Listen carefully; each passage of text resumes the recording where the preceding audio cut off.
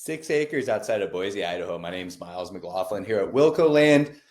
Going to walk through this property with you here today. This is really a cool piece of land just to the northeast of Boise, Idaho. Kind of a hot market, really an opportunity to build kind of your mountain oasis up here.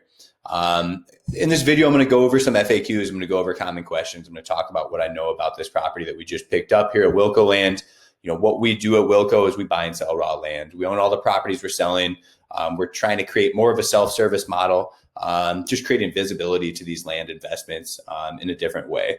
I do have this listed on the MLS traditionally too with Paul Heim. So if you are looking for a realtor to work with, Paul Heim would be a great resource to show the property, take you up there, all that good stuff. So again, I'll show you the Zillow listing here in this video, but I'm just kicking you off, like I said, talking about what we do.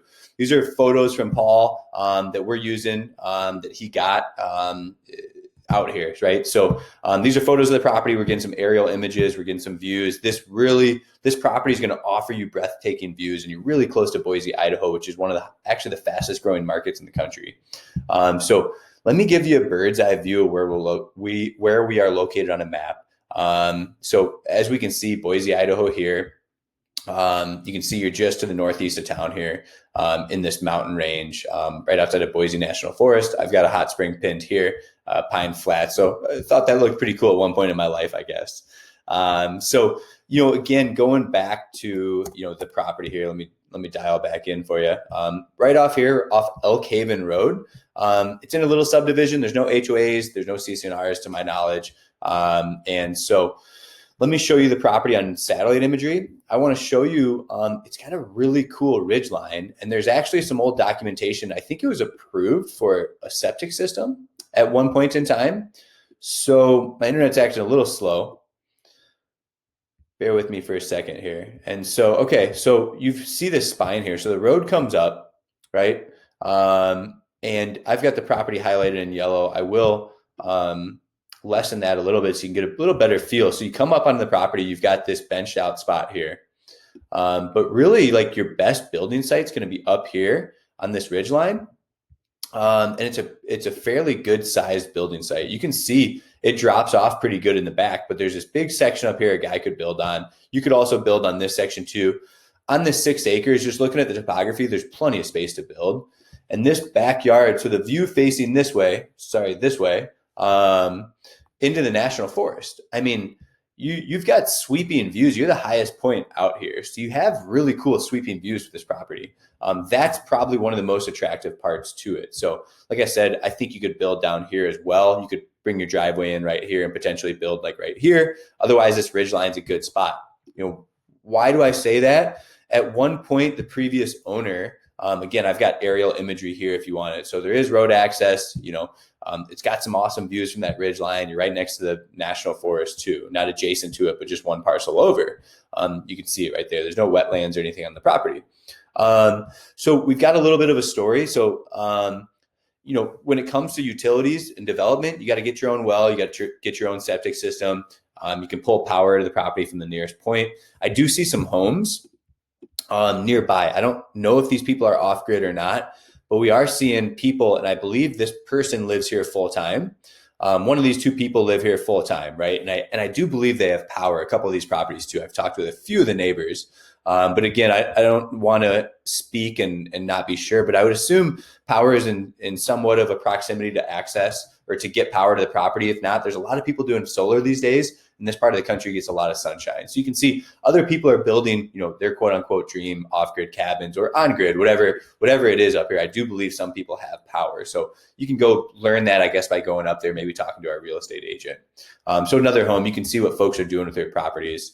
You know, they're looking for privacy and they're looking for peacefulness and quaintness, right? Like that's why you're buying this type of property. So some other people have developed here too. So, right, these are all really great signs that you can do those same things, right? There's really no reason you shouldn't be able to on this property. And you do have those long range views. So I do have, an expired sewage installation permit and building suggestion from the previous owner. You can see this here. So Jason Tamblin was a previous owner of this property. That's who we bought it from, right?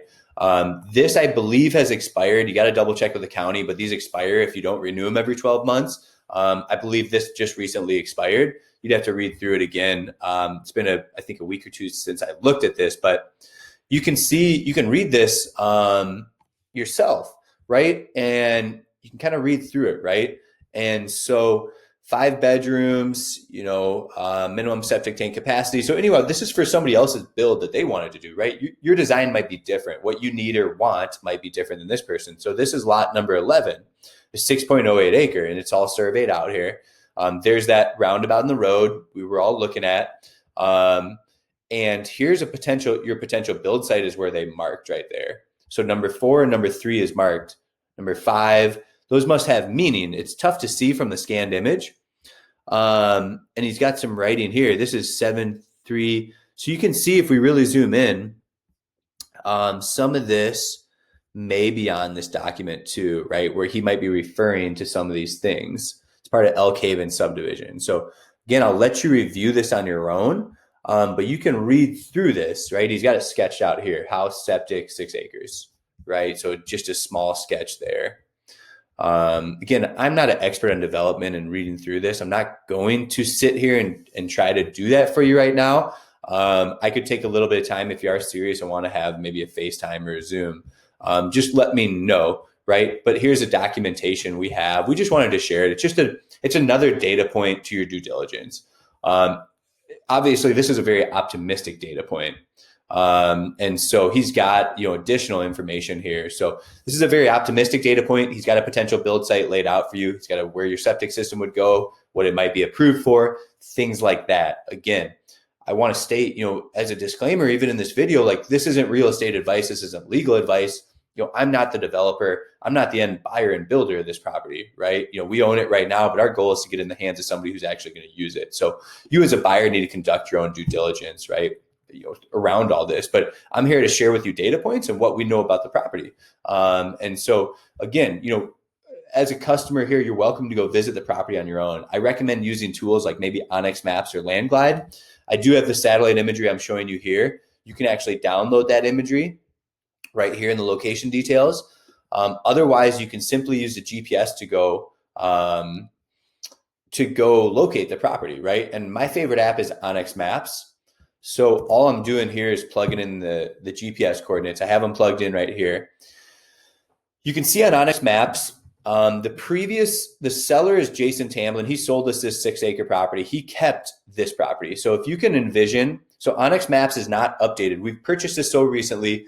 This database is not updated with Wilco Land being the owner of this 6 acres. So if we look at this and just basically split this like this is our 6-acre property. This is the previous owner's property that they kept, right? This looks like a little trail that might access the national forest over here. So again, just giving you an idea, this is where our lot lies right here. And that's going to help you when you go view. If you just understand that, here's a breakdown of the property. Let's go look at it again right here. So if I zoom out and I highlight this again, we can see the property kind of goes straight back right here in this marking. So right about here, this should be about 6 acres in size. Onyx Maps will update one of these days. This is a GIS system, but you can see Onyx Maps is great. You can walk around on the property with you, like see my cursor. I would download offline maps before going to an area like this, but you can walk around on the property and this is cool. You can see the little dot on your phone tracking you from satellites, GPS satellites. And, you're going to be able to walk all about the property and see the property lines. Again, just keep in mind, it kind of cuts off like just basically straight up this line. So that's what I have to say about that. And you can see that we're adjacent to some of these other owners. You can use them as like natural features or natural markers of where you're at on the property. You can see the road basically winds around up here and kind of ends. Maybe it tapers out up here towards the north end of the property, right? So we're looking at these data points. We're trying to put the pieces together like a puzzle, right? To identify and view this on our own. Otherwise, I do have, a real estate agent listing this property for us. So, again, a great opportunity to build up here and develop.